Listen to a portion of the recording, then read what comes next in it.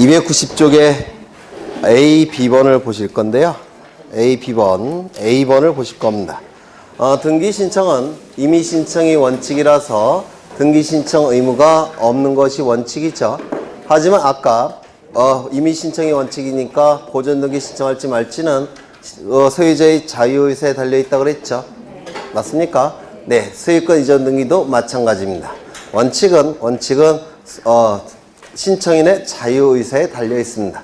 다만 예외적으로 신청 의무가 부과되어 있는 경우가 있는데 그걸 좀 보겠습니다. 여기에 이러한 부동산이 있고 소유자는 갑입니다. 갑이 소유자예요. 갑이 을과 매매 계약을 체결합니다. 매매 계약이 체결되면 갑에게는 소유권 이전 등기 의무가 발생할 테고요. 대금 지급 채무가 발생을 할 겁니다. 그 다음에 을은 소유권 이전 등기 청구권이 발생할 테고 대금 지급 채무가 발생할 겁니다. 이때 이 두 개의 의무는 대가적 의미가 있습니까? 네? 이 대가적 의미가 발생하는 이 계약을 뭐라 부릅니까? 쌍무계약이라고 부를 겁니다. 그래서 이 쌍무계약의 의미는 쌍방 당사자에게 채무가 발생하는 계약을 쌍무계약이라고 불러요. 그러면 이 두 개의 채무는 대가적 의미가 있기 때문에, 즉 쌍무계약이기 때문에 이 의무와 이 의무는 어떤 관계에 있습니까? 동시 이행 관계에 있을 겁니다. 맞습니까? 따라서 갑이 이 의무를 이행할 때는 을도 이 의무를 이행해야 됩니다. 맞습니까? 거꾸로 이 의무가 이행이 되면 갑도 이 의무를 이행해야 됩니다. 동시 이행해야 돼요. 그러면 어느 한도까지 동시 이행해야 되느냐, 이게 문제가 되는데요. 시간이 이렇게 흘러갑니다. 이 시점은 갑과 을 사이에 매매 계약이 체결된 시점입니다. 소유권 이전 등기가 이루어지면 갑이 을에게 등기를 해주게 되면 소유권 넘어가겠죠. 맞습니까? 그러면 매매 계약 체결되었다고 해서 갑이 을에게 곧장 등기해 줘야 됩니까? 아니죠. 돈을 다 받아야지만 등기해 줘야 되죠. 맞습니까? 그러면 돈을 다 받은 시점부터는 등기해 줄 의무를 이행해야 되겠죠. 그렇죠. 그러면 그 시점이 어느 시점이냐면 반대급부의 이행이 완료가 되면 갑도 을에게 등기를 넘겨야 된다는 겁니다. 등기 신청 의무가 발생을 하더라는 겁니다. 돈을 받은 시점부터는. 그렇죠. 그래서 이 시점부터 이 갑도 의무를 이행해야 되는데 언제까지 이행을 해야 되느냐면 60일 이내에 이행을 해야 됩니다. 갑이. 따라서 60일 이내에 을의 이름으로 소유권 이전 등기가 신청돼야 됩니다. 요거 이해가 되실까요? 이해 안 되세요? 돈을 받았다면, 갑이 을로부터 돈을 받았다면 자신의 소유권 이전 등기 의무도 이행해 줘야 되죠. 돈을 받은 시점부터. 그렇죠. 그게 바로 멋있게 표현하면 반대급부의 이행이 완료된 시점. 그 시점부터는 갑도 이전 등기 의무를 이행해야 되겠죠. 따라서 이전 등기 의무를 이행하는 게 뭡니까? 등기 신청해 주는 거예요. 그래서 등기를 신청해야 될 의무가 발생한다는 겁니다. 언제까지? 60일 이내까지. 이거 이해가 되실까요? 네. 뭐 어려운 건 아니죠. 네. 그 다음에 두 번째, 여기 이런 부동산이 있고 소유자가 갑입니다. 갑이 을과 증여계약을 체결합니다. 증여계약이 체결되면 갑은 소유권 이전 등기 의무가 발생할 테고 을은 소유권 이전 등기 청구권이 발생을 할 겁니다. 이때 갑은 대금 채무, 대금 채권, 대금 채무가 발생합니까? 아니죠. 증여계약은 무상계약이니까 대금에 대한 채권 채무는 발생하지 않죠. 이런 걸 뭐라고 부릅니까? 한쪽 편 당사자에게만 채무가 발생하는 계약. 한쪽 편 당사자에게만 채무가 발생하는 계약. 편무계약이라고 부릅니다. 그러면 이 시간이 이렇게 흘러간다고 봤을 때 여기는 부동산에 대해서 갑과 을이 증여계약이 체결된 시점입니다. 즉 편무계약이 체결된 시점이에요. 그러면 이때는 을이 갑에게 반대급부 이행합니까? 이행하지 않죠. 따라서 반대급부의 이행이 완료된 시점부터 60일 이런 문구는 나올 수가 없어요. 그러면 언제까지 등기를 을의 이름으로 해줘야 되느냐면 이 의무가 발생한 시점, 이 의무가 발생한 시점부터 갑은 이 등기 의무를 이행해야 됩니다. 즉 소유권 이전 등기를 신청해야만 되더라는 겁니다. 그러면 이 의무가 발생한 시점은 어느 시점일까요? 증여계약의 효력이 발생하는 시점에 의무가 발생할 겁니다. 맞습니까? 그래서 이 경우는 계약의 효력이 발생하는 시점, 그 계약의 효력이 발생하는 시점에 소유권 이전 등기 의무가 나타납니다. 요 시점부터 60일 이내에 어른 소유권 이전 등기 의무를 이행해야 돼요. 즉 소유권 이전 등기 의무를 신청해야만 되더라는 겁니다. 네, 60일. 네, 요거예요. 네. 그게 A에 나와 있는 내용이고요. 그 다음에 디귿에 거기 니은은 아까 보신 것이고요. 디귿을 보시면 전매된 부동산. 이건 아직은 어려우실 거예요. 이건 나중에 보겠습니다. 지위 이전 계약을 이해하셔야 되는데 지위 이전 계약을 민법에서 아마 안 하실 가능성이 높은데 혹시 모르니까 지위 이전 계약을 본 다음에 우리 등기법에서 보겠습니다. 그 내용이 거기 밑에 부동산 등기 특별조치법상의 소유권 등기 신청 의무 이렇게 나와 있죠. 네, 그 내용을 지금 하는 겁니다. 첫 번째 보전 등기 신청 의무 하나, 두 번째 소유권 이전 등기 신청 의무 둘. 이것도 할까 그냥? 네? 원하시면 하고 안 하는 게 낫겠죠. 하겠습니다. 이건 문제풀이 할 때는 지난 시간에 했던 건데 갑이 을과 매매계약을 체결합니다. 그러면 갑에게는 소유권 이전 등기 의무와 대금 채권이 발생하겠죠. 맞습니까? 을은 소유권 이전 등기 청구권이 발생할 테고 대금 지급 채무가 발생할 겁니다. 맞습니까? 그렇죠. 이 의무는 누구에 대한 의무입니까? 을. 이거는요, 을. 요거는 갑. 요거는 갑. 이때 을이 병과 매매계약을 체결합니다. 그러면 을에게는 소유권 이전 등기 의무가 발생할 테고 대금 지급 채권이 발생할 겁니다. 병은 소유권 이전 등기 청구권이 발생할 테고 대금 지급 채무가 발생할 겁니다. 이건 우리 등기법에서 가장 어려운, 가장 수준 높은 것 중에 하나예요. 좀 어렵습니다. 그러면 이 의무는 누구에 대한 의무일까요? 병. 요거는요, 병. 그 다음에 요거는 계약 당사자에게 효력이 발생하는 거예요. 그래서 이렇게 될 겁니다. 맞습니까? 그렇죠. 그런데 요 매매 계약을 뭐라고 부르냐면 소유권 이전을 내용으로 하는 계약이라고 부릅니다. 매매 계약을. 물론 증여 계약도 증여 계약 체결하고 소유권 이전 등기가 이루어지면 소유권 이전되죠. 그래서 매매나 증여를 소유권 이전 계약이라고 불러요. 소유권 이전 계약, 소유권을 이전시키는 계약이라는 뜻입니다. 그런데 이런 계약도 있습니다. 지금 계약의 당사자는 갑과 을이죠. 요 매매 계약은. 맞습니까? 매매 계약의 당사자 누구예요? 매도인 갑, 매수인 을. 얘 매도인 아닙니까? 그 다음에 요 을 매수인이죠. 매수인이 지위에서 이러한 권리와 의무가 발생하죠. 맞습니까? 이때 이 을과 병이 요 매수인의 지위를 이전시키는 계약을 체결하는 경우가 있습니다. 당사자의 지위를 이전시키는 계약, 당사자 지위 이전 계약이라는 겁니다. 그러면 이 지위 이전 계약에 의해서 요 매수인의 지위가 고스란히 병에게 넘어가겠죠. 따라서 이 지위 이전 계약에 의해서 요 병은 소유권 이전 등기 청구권이 발생할 테고 그 다음에 대금 지급 채무가 발생하는데 이 청구권은 누구에 대한 채권 채무입니까? 갑. 그러면 소유권, 이건 무슨 계약이라고 했습니까? 이건 소유권 이전 계약이고 그리고 이건 지위 이전 계약. 같습니까? 다릅니까? 완전히 다른 겁니다. 지위 이전 계약은 매수인의 지위를 이전시키는 계약. 만약에 이렇게 지위 이전의 계약이 체결되면 이거는 매도인의 지위를 이전시키는 계약이 될 겁니다. 그래서 지위 이전 계약과 소유권 이전 계약은 완전히 다른 겁니다. 다르잖아요. 다르죠? 네. 그러면 시간이 이렇게 흘러갑니다. 요 시점은 이 부동산에 대해서 갑과 을이 소유권을 이전시키는 계약을 체결한 시점입니다. 이 소유권 이전 계약의 대표주자는 매매와 증여가 있습니다. 두 가지가 대표적인 소유권 이전 계약이에요. 그러면 이 갑은 을에게 소유권 이전 등기를 해줘야 되겠죠.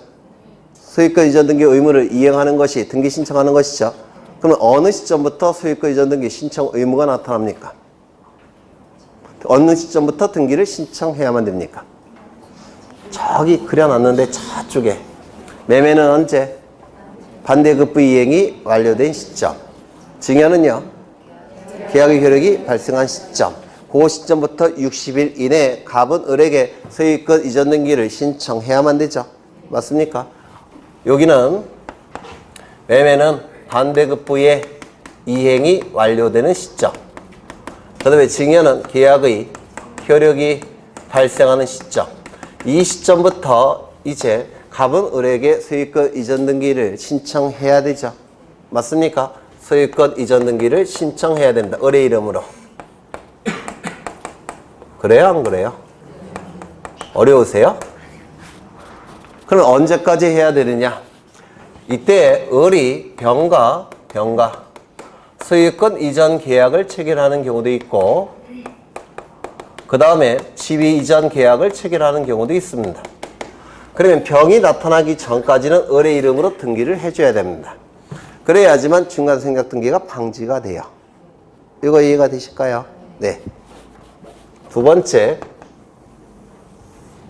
요 시점은 마찬가지로 이 부동산에 대해서 갑과 을이 소유권 이전 계약을 체결한 시점입니다. 결국은 중간 생략 등기를 방지시키겠다는 겁니다. 매매나 증여가 있을 겁니다. 이렇게 되겠죠. 그 다음에 이 시점은 반대급부의 이행이 완료되는 시점입니다. 매매는. 증여는 계약의 효력이 발생하는 시점입니다. 그럼 이 시점부터 60일 이내에 갑은 을에게 이전 등기를 신청해야만 되겠죠. 맞아요, 안 맞아요? 저쪽에서 보신 거예요. 그렇죠. 반대급부 이행이 완료된 시점. 그 다음에 계약의 효력이 발생한 시점부터 60일 이내. 그런데 그 이전에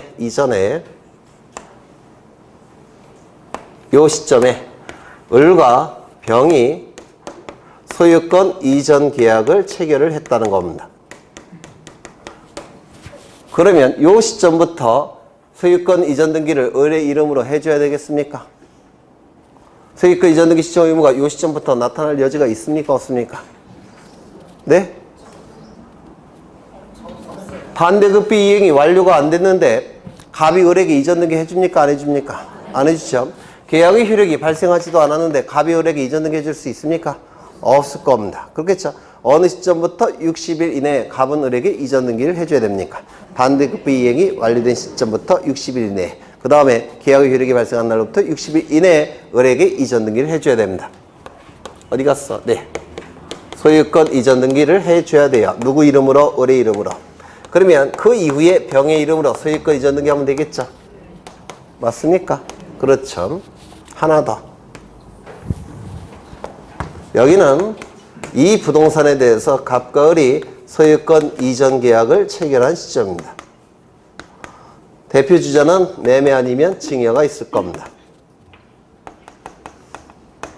그 다음에 이 시점은 반대급부의 이행이 완료된 시점입니다. 그 다음에 계약의 효력이 발생한 시점이에요. 그러면 이 시점부터 을의 이름으로 60일 이내에 등기를 신청해야 되느냐? 60일 이내에 신청해야 되느냐? 이때는 이게 좀 어려운데요. 을과 병 사이에 지위 이전 계약을 체결했다는 겁니다. 그러면 이때도 을의 이름으로 소유권 이전 등기를 신청해야 되겠습니까? 그래야지 중간 생략 등기가 방지가 됩니까? 잘 따져보시면 이 시점에 을은 매수인의 지위를 취득했죠. 맞습니까? 그런데 이 시점에 이 을의 매수인의 지위가 누구에게 넘어갔습니까? 병에게 넘어갔죠. 그러면 병의 소유권 이전 청구권, 그 다음에 대금 지급 채무는 누구에 대한 권리입니까?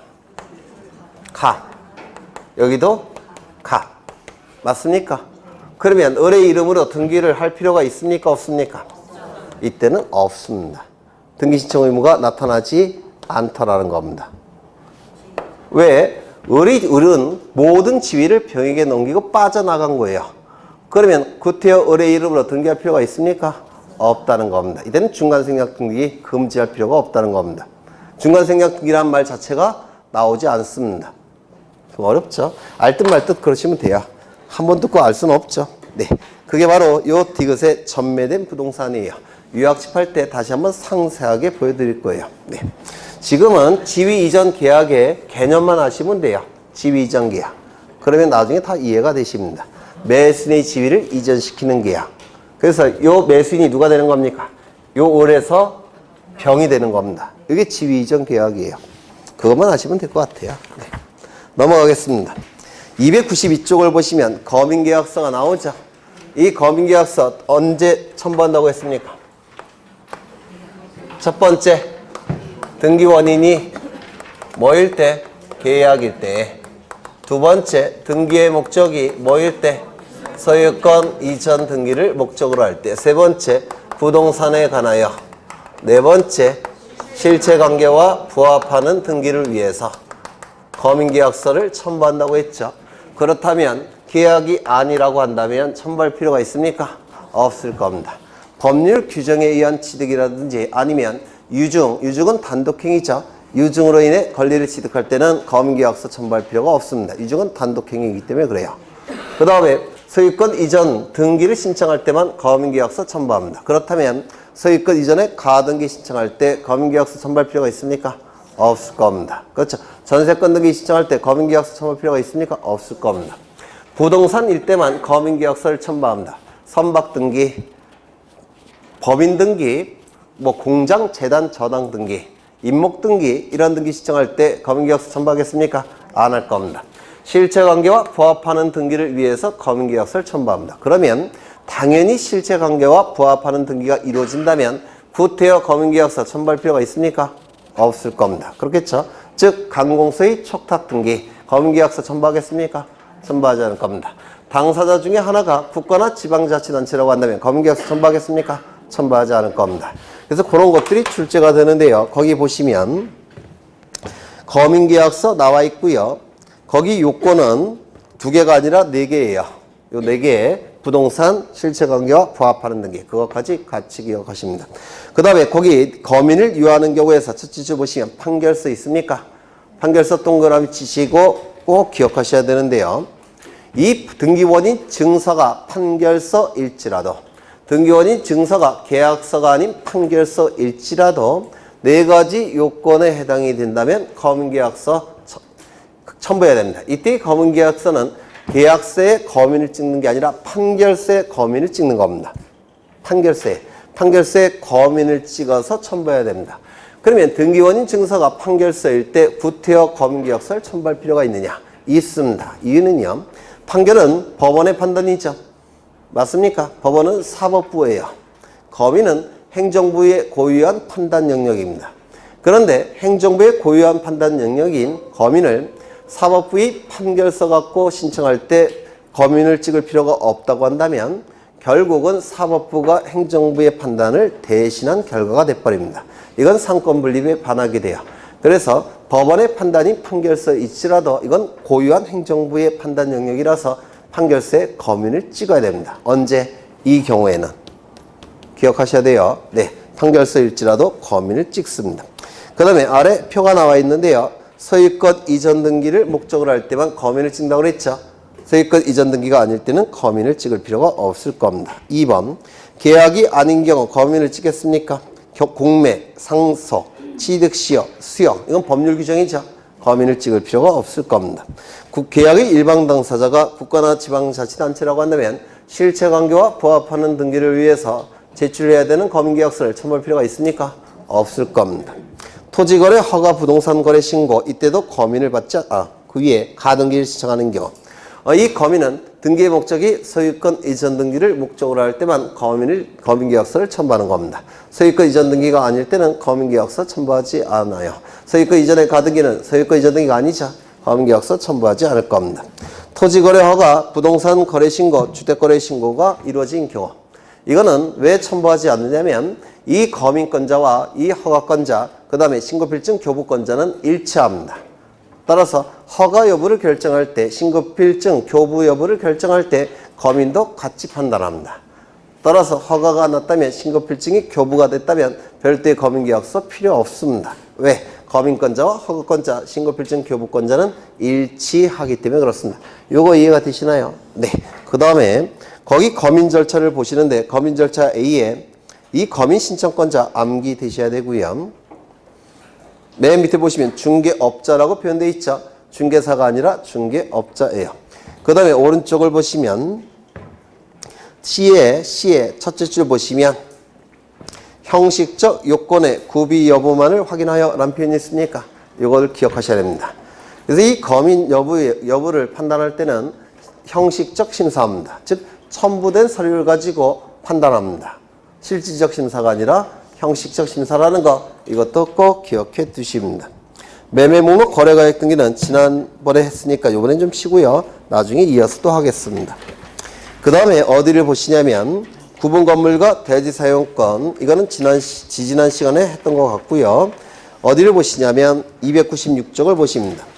거기 표가 나와 있는데요. 표를 이걸 좀 보죠. 네. 이것도 표를 외우시는 게 아니고요. 이해를 하시는 거예요. 이해를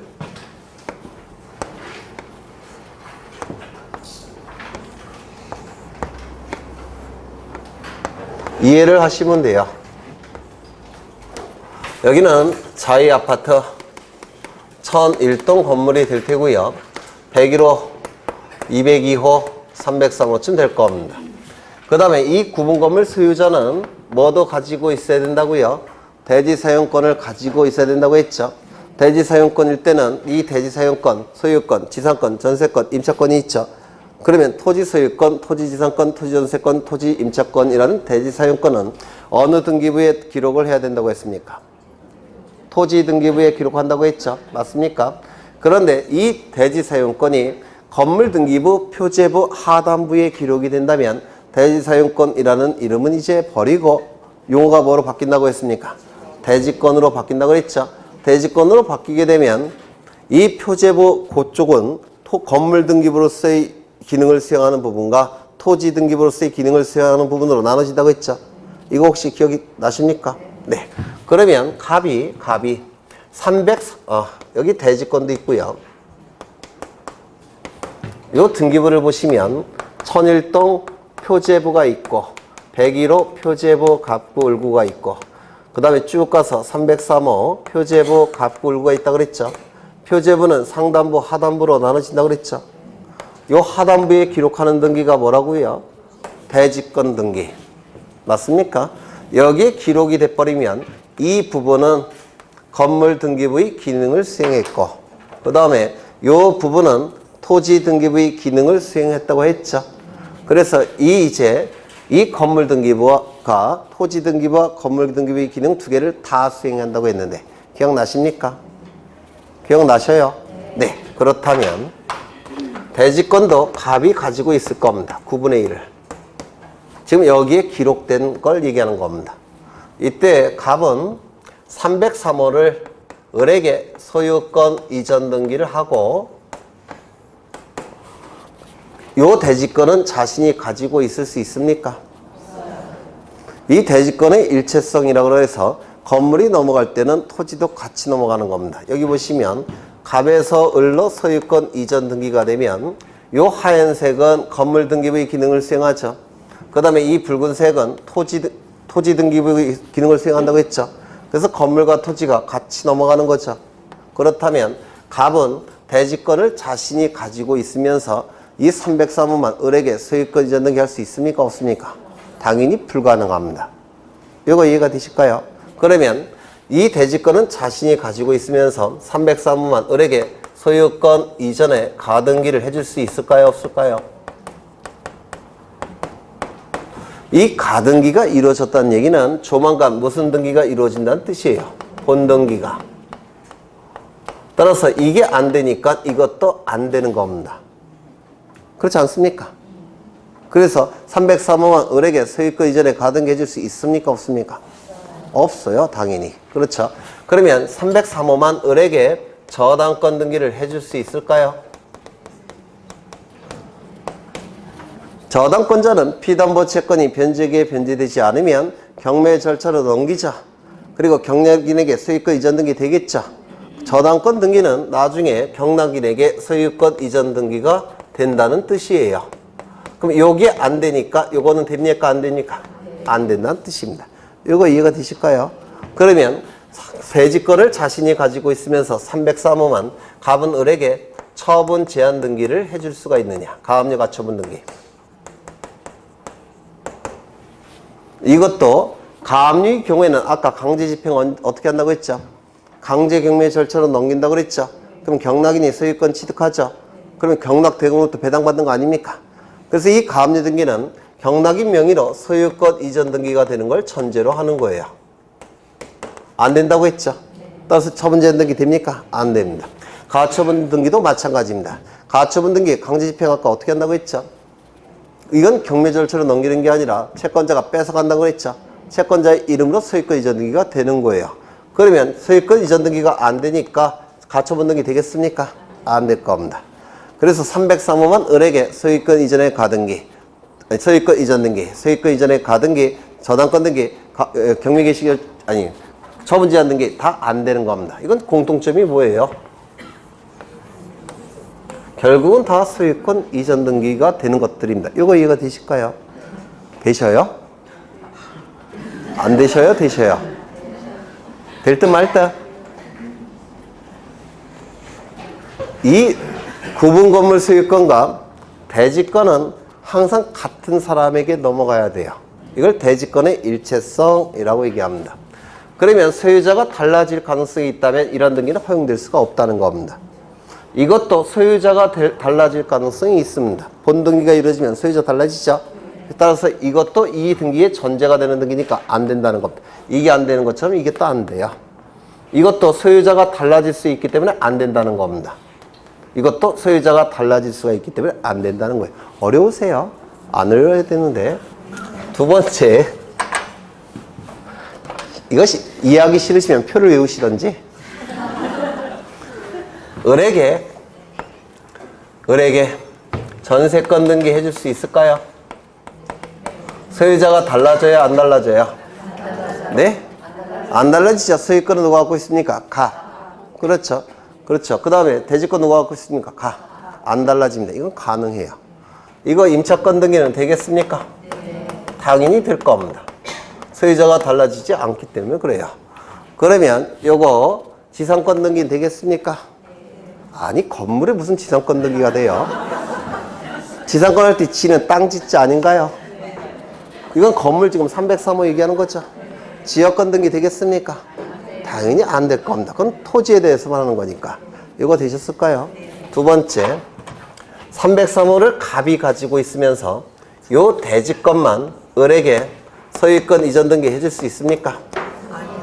안 돼요. 왜? 달라지니까. 그러면 이 대지권만 소유권 이전에 가등기 해줄 수 있습니까? 가등기 다음에 무슨 등기가 나온다고요? 소유권 이전 등기. 이게 안 되는 것처럼 이것도 안 되는 겁니다. 그럼 이거는요, 저당권 등기. 달라질 가능성이 있으니까 안 된다고 했죠. 저당권 등기가 되면 저당권 실행이 됐을 때 경락인에게 소유권 이전 등기가 되는 거예요. 그래서 저당권 등기가 됐다는 얘기는 조만간 소유권 이전 등기가 된다는 뜻입니다. 이게 안 되는 것처럼 이것도 안 되는 겁니다. 이거 이해가 되셨을까요? 네. 그러면 또 뭐가 있습니까? 처분 제한 등기. 처분 제한 등기는 강제 집행할 때 하는 거죠. 강제 집행이 이루어지면 채권자 이름이나 또는 경락인 이름으로 소유권 이전 등기가 되겠죠. 이게 안 되는 것처럼 이것도 안 된다는 겁니다. 어려우세요? 처음은 어렵겠지만 아주 쉬운 건데 이해하려고 노력하셔야 돼요. 그냥 외우셔도 돼요, 표를. 네. 그 다음에 이건 좀 어려운데 을에게 지상권 등기 해줄 수 있을까요? 이건 토지니까 지상권이란 말 쓸 수 있죠. 지역권 등기 해줄 수 있을까요? 전세권 등기 해줄 수 있을까요? 임차권 등기 해줄 수 있을까요? 돼요, 안 돼요? 왜 안 됩니까?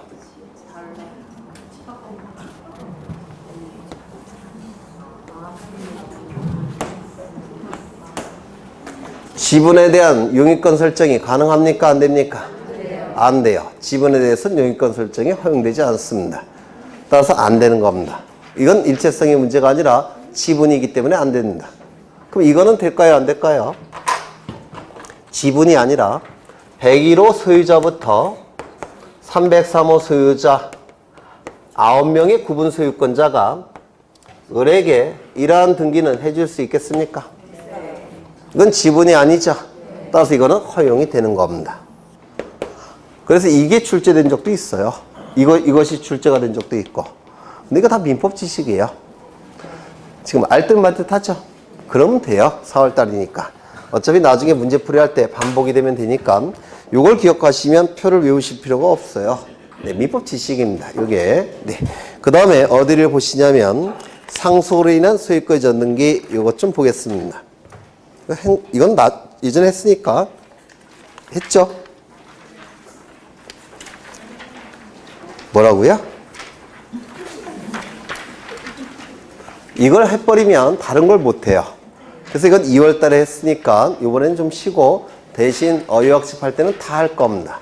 유학집 할 때는 시험에 나올 거 다 할 거니까 이번에는 좀 쉬고요. 어디를 보시느냐면 301쪽에 합의에 관한 등기를 보겠습니다. 이것도 한 것 같긴 한데 네.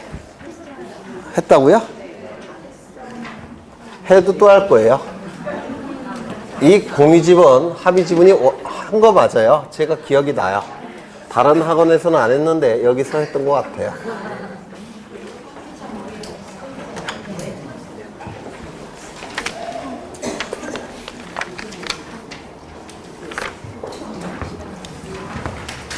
그림은 똑같아요. 맨날 그리는 그림이 똑같은데 그 이유는 암기를 좀 하시라고.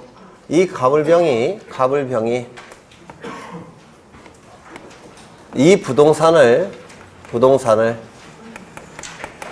공동으로 소유합니다. 이 공동으로 소유하는 형태는 세 가지가 있죠. 뭐가 있습니까? 공유, 그 다음에 합유, 그 다음에 총유. 이렇게 세 가지 형태가 있습니다. 그러면 이 공유는 어떻게 소유하는 겁니까? 지분으로 소유하는 겁니다. 이때 이 지분을 공유 지분이라고 불러요. 그 다음에 이 합의는 어떻게 소유하는 겁니까? 지분으로 소유하는 겁니다. 따라서 이 지분을 합유 지분이라고 부릅니다. 총유는 어떻게 소유하는 겁니까? 네, 맞습니다. 단체가 소유하는 겁니다. 그래서 이 공유 합의는 이 가불병이 지분으로 소유하는 것이고요.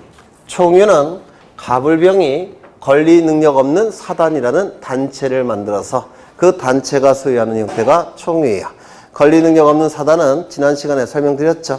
네, 이건 단체가 소유하는 겁니다. 그럼 이 공유 지분, 이거는 무슨 얘기냐면 가불병이 지분으로 소유하는 형태예요. 이를 공유 지분이라고 부를 겁니다. 합의 지분은 이것도 마찬가지로 가불병이 지분으로 소유하는 형태입니다. 이렇게 소유합니다. 그러면 공유 지분과 합의 지분의 차이점은 뭐라고 했습니까? 네? 공동의 목적이 있다면 그때는 합유라고 얘기하고 공동의 목적이 없다면 그때는 공유라고 부르는 겁니다. 이게 결정적인 차이예요. 공동의 목적이 있다면 합의요. 공동의 목적이 없다면 공유요.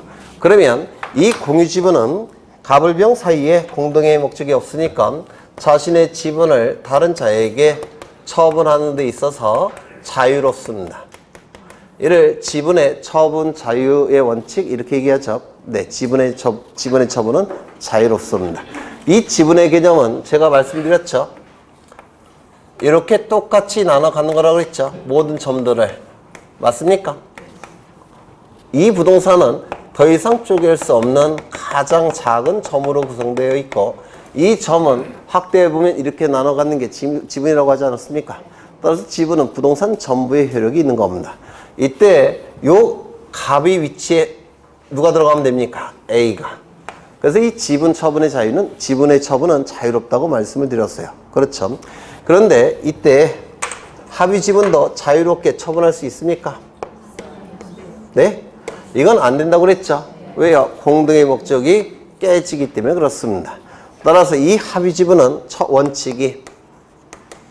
원칙이 지분의 처분은 자유롭지 않습니다. 금지되어 있습니다. 다만 예외적으로 합의자 전원의 동의가 있다면 그때는 지분은 처분이 가능하다고 했습니다. 그렇죠? 그러면 원칙이 처분의 자유가 금지되어 있기 때문에 등기부에 합의 지분은 기록될 필요가 있다고 했습니까? 없다고 했습니까? 없다라고 했습니다. 처분이 금지되어 있기 때문에 이 합의 지분은 등기부에 기록되지 않습니다. 다만 합유라고만 기록합니다. 즉, 이 공유는 등기부에 이렇게 기록이 돼요. 1번 소유권 보전, 공유, 그 다음에 갑 3분의 1, 을 3분의 1, 병 3분의 1 이렇게 기록이 됩니다. 공유 지분은. 그런데 합의 지분은 이렇게 기록되지 않습니다. 이렇게 기록이 됩니다. 1번 소유권 보전, 합유, 갑, 을, 병 이렇게만 기록이 됩니다. 처분이 금지되어 있기 때문에 그렇습니다. 이거 이해가 되실까요? 그렇죠. 다만 예외적으로 전원의 동의가 있을 때는 처분할 수 있다고 그랬죠. 그러면 전원의 동의가 있어서 이제 처분을 하겠습니다. 그때는 지분의 이전 등기는 할 수 있습니까? 없습니까? 여기 지분이 기록되어 있지 않죠. 지분이 기록되지 않으니까 지분의 이전 등기는 불가능해요. 지분이 기록되지 않았으니까. 맞습니까? 대신 무슨 등기한다고 했습니까? 지금 합의 등기 명의인이 갑을병에서, 여기 갑을병에서 누구로 바뀌면 됩니까? A, 을, 병으로 바뀌면 되죠. 맞습니까? 이걸 뭐라고 부르냐면 합의 등기 명의 표시 변경 등기라고 불러요. 그래서 이 합의 지분은 전원의 동의가 있을 때는 예외적으로 처분이 가능한데 이때 지분 이전 등기는 할 수가 없고, 왜요? 등기부에 기록되지 않으니까. 대신 무슨 등기 한다고요? 합의 등기 명의인 표시 변경 등기라는 걸 하는 겁니다. 이름이 갑을병에서 A을병으로 바뀌었다고 간주하는 겁니다. 여기까지 되셨습니까? 되셨을까요? 네. 이 공유에서 합의로 바뀌는 등기는 무슨 등기하는 겁니까? 공유에서 합의로 바뀌는 것. 첫 번째, 소유권 이전 등기를 해야 되냐. 두 번째, 소유권 변경 등기를 해야 되느냐. 이게 출제가 됩니다. 네? 변경 등기입니다. 이 공유일 때는 공동의 목적이 없죠. 그런데 합의로 바뀌면 공동의 목적을 기록해야 되죠. 요것만 추가시키면 됩니다. 소유권의 내용이 바뀐 거예요. 그래서 공유에서 합의로 바뀌는 것은 소유권 변경 등기를 해서 공동의 목적만 추가시키면 됩니다. 되셨을까요? 그 다음에 공유에서 총의로 바뀌는 것은 소유권 이전 등기겠습니까? 아니면 권리 변경, 소유권 변경 등기겠습니까? 이 공유는 누가 소유하는 겁니까? 갑을병이 소유하는 거죠. 3분의 1씩. 그런데 이 총유는 갑을병이 만든 권리 능력 없는 단체가 소유하는 거죠. 그러면 갑을병이 소유했다가 단체로 넘어가야 되지 않습니까? 따라서 소유권 변경 등기입니까? 소유권 이전 등기입니까? 소유권 이전 등기를 하는 겁니다. 이거 이해가 되셔야 되는데. 그죠? 그러면 이쪽에서 이쪽으로 바뀌는 건 무슨 등기? 소유권 변경 등기. 이렇게 바뀌는 건 무슨 등기? 소유권 이전 등기. 네. 그 정도 보시면 될 것 같아요. 그 내용이 이제 거기 나와 있고요. 이제 판매 등기.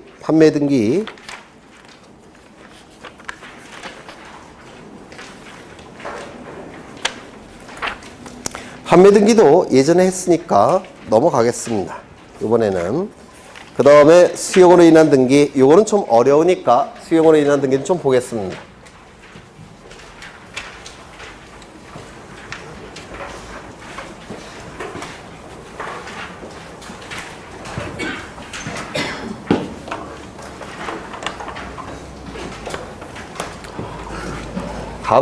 갑은 이러한 부동산을 소유합니다.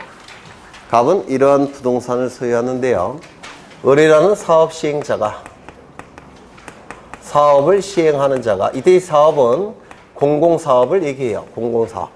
예전에는 이 공공용지 취득 보상에 관한 법률에서 기업자라는 용어를 썼습니다. 우리 책에도 이렇게 나와 있는데요. 사업을 일으키는 자, 사업을 시작하는 자라는 뜻이에요. 근데 법이 바뀌면서 요즘은 기업자라는 용어를 잘 안 쓰고요. 사업시행자라는 용어를 쓰입니다. 보통은 이 사업시행자가 공익적 목적을 달성하기 위해서 이 개인의 부동산을 강제로 뺏는 거, 강제로 취득하는 거, 이를 수용이라고 했는데 기억나십니까?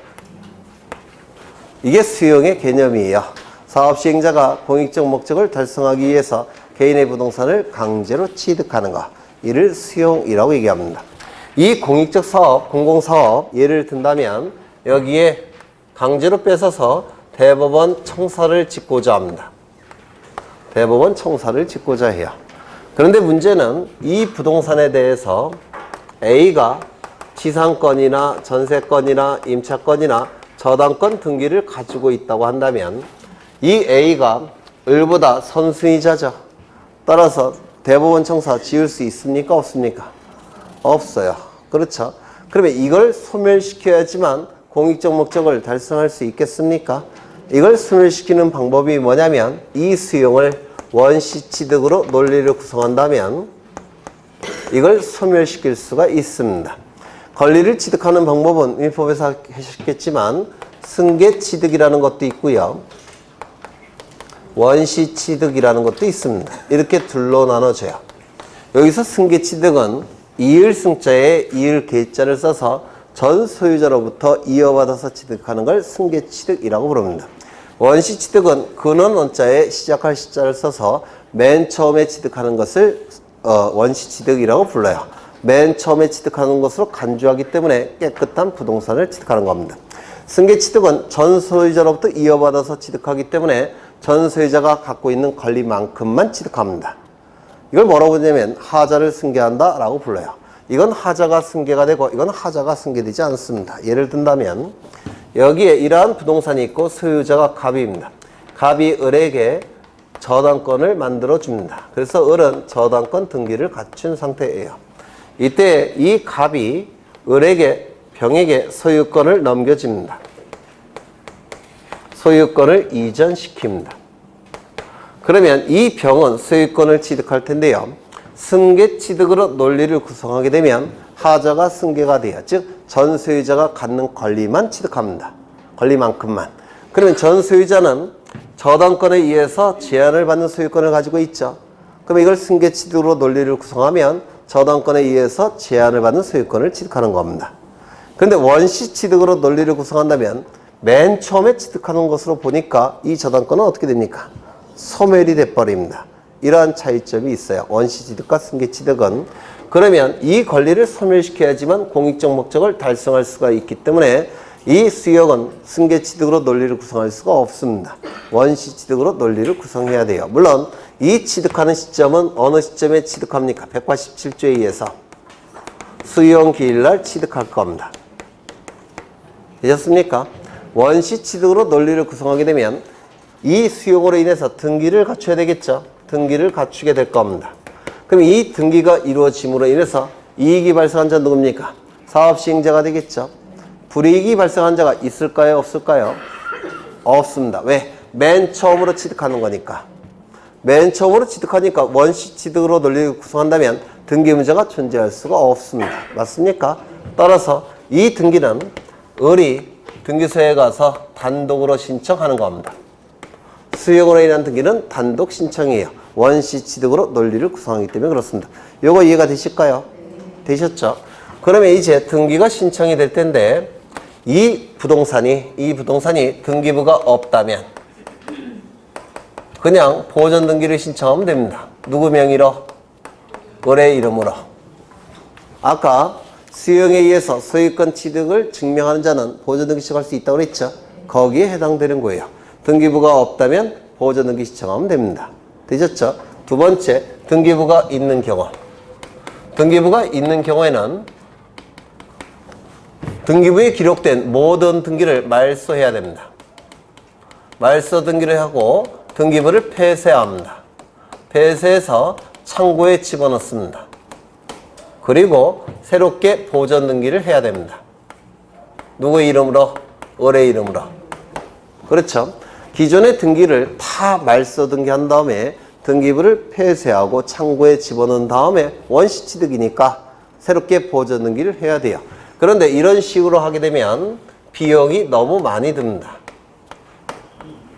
너무 비경제적이에요. 그래서 우리 판례는 등기부가 있을 때는 이렇게 복잡한 방법을 쓰지 말고 갑의 이름에서 곧장 을의 이름으로 소유권 이전 등기하라 이렇게 규정되어 있습니다. 등기부가 있을 때는 무슨 등기? 이전 등기. 등기부가 없을 때는 보존 등기를 하는 겁니다. 이전 등기건 보존 등기건 뭡니까? 단독 신청이에요. 원시 취득이기 때문에. 다시요. 이전 등기건 보존 등기건 원시 취득이라 단독 신청입니다. 다만 등기부가 없을 때는 논리에 따라서 보존 등기하는 것이고 등기부가 있을 때는 등기 경제상 보존 등기해야 되지만 보존 등기하지 말고 이전 등기하라고 판례가 판시하고 있습니다. 여기까지 되셨을까요? 네. 그러면 이전 등기가 이루어지기 위해서는 원시 취득이지만 요 갑의 이름은 말소가 돼야 될까요? 존치시켜야 될까요? 이걸 말소시켜버리면 이전 등기를 할 수가 없어요. 그렇죠. 이건 존치시켜야 됩니다. 이거 이해가 되십니까? 존치시켜야 됩니다. 그러면 이제 시간이 이렇게 흘러갑니다. 요 시점은 수용기일입니다. 그러면 요 시점부터 이제 소유자가 누굽니까? 네? 소유권은 누구에게 넘어갔습니까? 을이 소유자입니다. 그렇겠죠?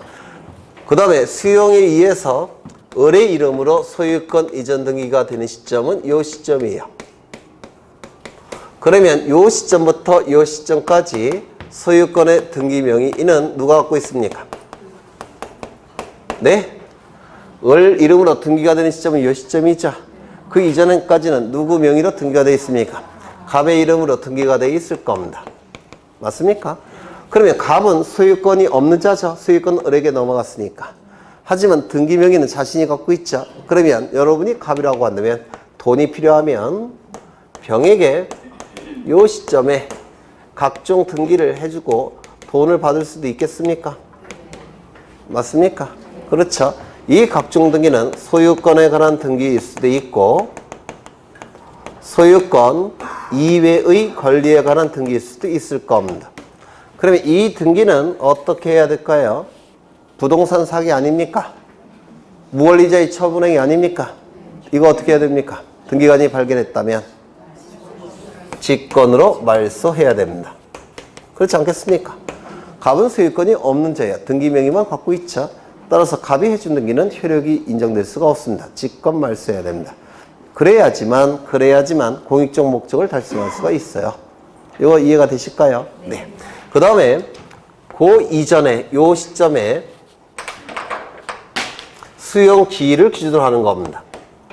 그 이전에 소유권에 관한 등기는 어떻게 해야 될까요? 보존 등기건 이전 등기건 직권으로 말소해야 됩니까? 말소해서는 안 됩니까? 이걸 말소해버리면 이거는 갑의 이름으로 된 등기를 얘기해요. 이걸 말소해버리면 이전 등기할 수 없다고 그랬죠? 따라서 이건 직권 말소할 수가 없습니다. 이거 이해가 되실까요? 그렇죠. 갑을 존치시켜야지만 살려놔야지만 을의 이름으로 이전 등기할 수 있지 않습니까? 그래서 이때 갑의 명의의 소유권 등기는 이전 등기 명의건 보존 등기 명의건 직권 말소해서는 안 됩니다. 왜? 이전 등기 해야 되니까. 이거 이해가 되실까요? 두 번째, 소유권 이외의 권리에 관한 등기. 이건 둘로 나눠서 판단하는데요. 첫 번째. 원칙은 말소해야 될까요? 말소해서는 안 될까요?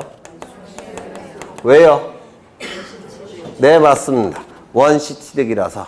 그래서 수용기 이전에 이루어진 소유권 이외의 권리에 관한 등기는 원시 취득이라서 직권 말소하는 겁니다.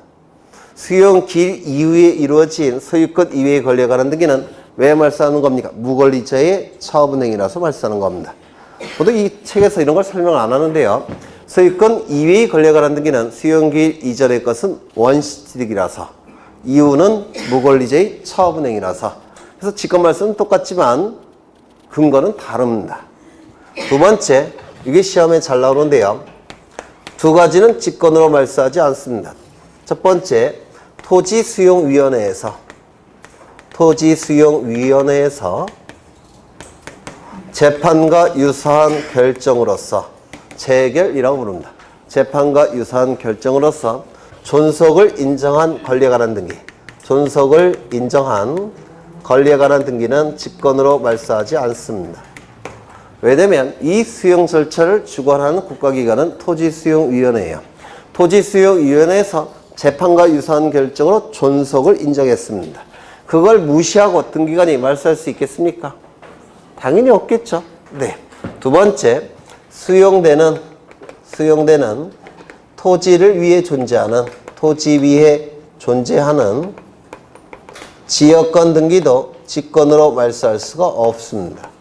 이건 이해하시면 되는데요.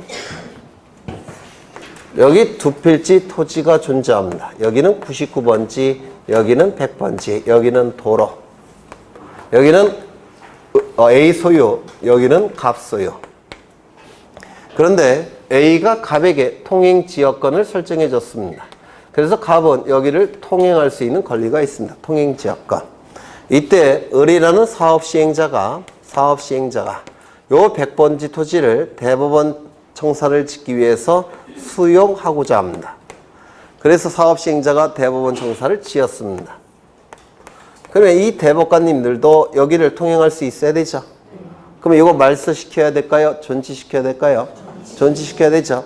즉 수용되는 토지를 위해 존재하는 지역권 등기, 수용되는 토지를 위해 존재하는 지역권 등기도 직권으로 말소해서 안 될 겁니다. 맞습니까? 하나 더. 요 시점에 갑이 사망합니다. 그러면 갑 사망 시점에는 소유권이 누구에게 넘어갑니까? 상속인에게 넘어가겠죠. 상속인이 이렇게 있습니다. 그럼 이 시점부터 상속인이 소유자가 됩니다. 맞습니까? 그럼 수용 절차는 누구를 기준으로 절차가 진행되겠습니까? 상속인을 기준으로 절차가 진행되겠죠. 보상금은 상속인에게 지급하게 될 겁니다. 맞습니까? 그런데 상속 등기는 이때 이루어졌다는 겁니다.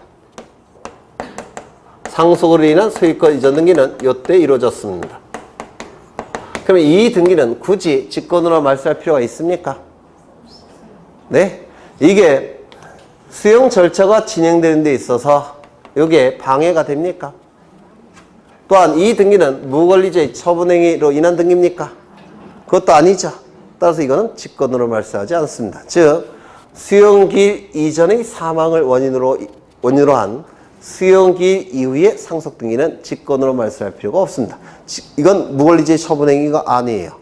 당연히 하는 등기예요. 그렇죠? 네. 그러면 이 수용과 관련해서 가장 어려운 것도 다시 한번 확인을 한 겁니다. 하나 더 빼먹었네. 네. 여기 보시면 수용 절차가 실효되는 경우가 있습니다. 수용 절차가 실효가 된다면 보전 등기 말소해야 되겠죠? 맞습니까? 그렇지 않아요? 맞죠? 이거 말소해야 될 겁니다. 단독 신청에 의한 등기니까 단독으로 말소할 겁니다. 이것도 말소해야 되겠죠? 어디 갔어? 이거 말소해야 되겠죠? 그럼 이 등기가 말소됨으로 인해서 불이익이 발생한 자는 누굽니까? 을 등기 의무자. 이익이 발생한 자는 누굽니까? 갑 등기 관리자. 그래서 이 소유권 이전 등기의 말소 등기는 공동 신청입니다. 이것도 꼭 기억하셔야 돼요. 소유권 이전 등기를 신청할 때는 원시 취득이었기 때문에 단독 신청이었죠. 그런데 이 등기를 말소 신청할 때는 공동 신청해야 된다는 겁니다. 이전 등기 신청할 때는 단독 신청이지만 말소는 공동 신청입니다. 왜? 등기부만 놓고 형식적으로 판단하기 때문에 그렇습니다. 그러면 이제 수용으로 인한 등기는 다 보신 거예요. 특히 어디를 보시냐면 306쪽을 보시면 거기 동글뱅이 2번에 파란색으로 나온 부분이 있죠. 네, 그걸 기억하시면 될 테고요. 가장 중요한 것은 동글뱅이 4번입니다. 4번을 보시면 수용으로 인한 말소 등기 나와 있습니까? 네, 요거를 별표 치시고 기억하셔야 되고요. 이건 암기가 안 돼요. 이 그림을 여러 번 보셔갖고 이해를 하셔야 될 겁니다. 그 다음에 3번을 보시면 재결의 실효, 재결은 수용을 얘기해요. 수용의 실효를 원인으로 한 서입과 이전 등의 말세 신청. 맨 마지막 줄 보시면 공동으로 신청해야 된다 문구 있습니까? 네, 공동 신청. 신탁에 관한 등기를 못 보겠죠? 네, 다음에 보겠습니다. 신탁 등기는 우리 등기법에서 가장 어려운 등기고요. 우리 교재가 좀 잘못 나와 있는 부분이 많이 있고 시험에도 잘 나오기 때문에 다음 시간에 빠지지 마세요. 네, 요 신탁 등기는 그림 4개 그리면 끝나요. 4개만 그리면 가장 어려운 등기가 해결이 되니까 절대로 빠져주시면 안 돼요. 다음에는 신탁 등기 봐야 되죠. 그 다음에 우리 등기법에서 가장 어려운 신탁 등기 보실 거고요. 우리 등기법에서 가장 중요한 가등기를 다 볼 겁니다. 그리고 가장 어려운 또 다른 가장 어려운 등기 가처분 등기도 봐야 돼요. 그래서 가장 어려운 가처분 등기 신탁 등기, 가장 중요한 가등기, 가장이 들어가니까 절대로 빠지시면 안 돼요. 만약에 빠지시면 한 너댓 문제 그냥 날아가는 겁니다. 네, 빠지시면 안 되고 오늘은 여기까지만 하겠습니다. 수고하셨습니다.